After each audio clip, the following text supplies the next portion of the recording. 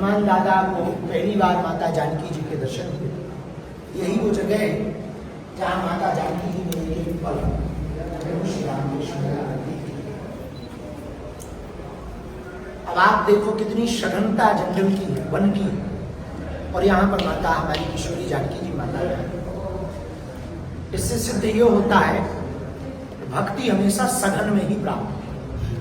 माता जानकी जी है भक्ति, हनुमान जी है भक्त, और भक्ति हमेशा सघनता में ही प्राप्त है। पर एक सूत्र और बहुत अच्छा है, इतने बीहड़ वन में रावण की तारीफ करने लायक तो नहीं है, पर एक बात तो कही जा सकती है। रावण ने सोचा होगा भगवान को बुलाना है तो पहले भक्ति को बुलाना चाहिए। रावण को भगवान को बुलाना था तो उसने भगवान को बुलाने का उपाय क्या किया? पहले भक्ति को बुलाया। भक्ति कौन है? माता सीता। और सीता जी आ गई तो भगवान को बुलाना नहीं पड़ा, भगवान को आना पड़ा। और बुलाने में आने में दोनों में अंतर है। जहाँ भक्ति आ जाती वहां भगवान भी आ जाते और भगवान के प्रिय भक्त भी आ जाते। और प्रिय भक्त कौन है? रघुपत प्रिय भक्तम वाद जातम नमामि अंजनानंदनम वीरम जानकी शोकनाशनम कपि समक्ष हंतारम वंदे लंका भयंकरम। रघुपति प्रिय भक्तम, राम जी के प्रिय भक्त श्री हनुमान जी महाराज बुलाने नहीं पड़े, खोजते हुए आए। क्यों खोजते आए? क्योंकि जहाँ भक्ति होती है वहीं भगवान होता है, और जहाँ भगवान होते हैं वहीं भगवान के भक्त होते हैं। तो ये श्रीलंका की यात्रा में आप लोग एक सूत्र लेकर, अच्छा एक बात हम कह दें, माता जानकी जी भक्ति, भक्ति का एक अर्थ होता है। सीता जी के बारे में, माता जानकी जी के बारे में साउथ के एक बहुत अच्छे कवि हुए, उन्होंने माता जानकी जी को शांति कहा। शांति प्रतीक है सीता, शांति कहा। अच्छा रावण कितना खराब आदमी, दूसरे की शांति हरण करके नहीं आए। अच्छा इससे सिद्ध होता है कि जो दूसरों की शांति को चोरी करता उनका खुद का घर जलता है।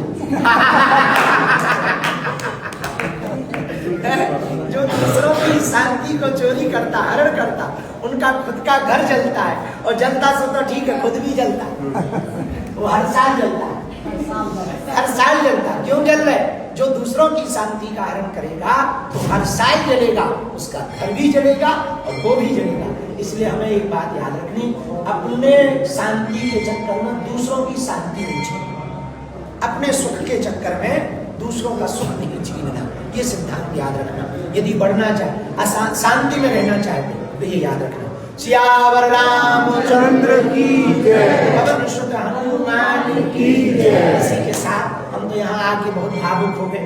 यहाँ के दर्शन करके हम ये विचार कर रहे थे वहाँ नदी के किनारे बैठे बैठे कि जहाँ हमारे प्रभु आए वहीं बताओ आज हम जिनके भक्त हैं उनके यहाँ चरण पड़े होंगे, यहाँ कभी वो बैठे होंगे, इसी मिट्टी पे वो चले होंगे, इसी पत्थरों पे वो बैठे रहे होंगे, माता जी यहीं पर बैठी रही होंगी उसी नदी के किनारे। बताओ आज हमारे भाग्य देखो, हम भी वहीं आ गए। ये हनुमान दादा की कृपा है।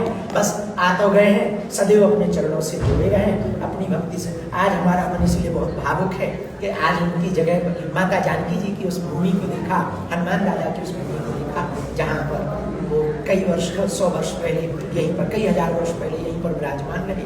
उनके चरणों को छूकर, उस भूमि को देखकर मन भी बिल्कुल गदगद हो गया। लेकिन एक सूत्र भी हमने पा लिया कि हमें दूसरों की शांति नहीं छीननी।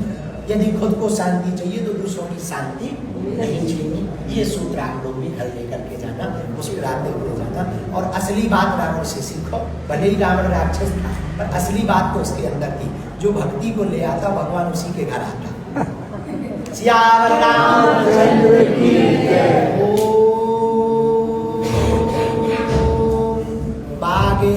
बागेश्वराय नमः। ओम हम हनुमते नमः। ओम सन्यासी देवाय नमः। ओम बागेश्वराय नमः। ओम महावीराय नमः। ओम हम हनुमते नमः। ओम बम बागेश्वराय वीर वीराय स्वाहा। मणिमन बालाजी को प्रणाम करो, अपने कुल देवी देवताओं माताओं को, अपने अपने माता पिता को, आप सबकी अर्जी स्वीकार हो गए, सब पर हनुमान दादा की कृपा हो गए, और मुस्कुराते रहिए, दूसरों की शांति मत छीनना।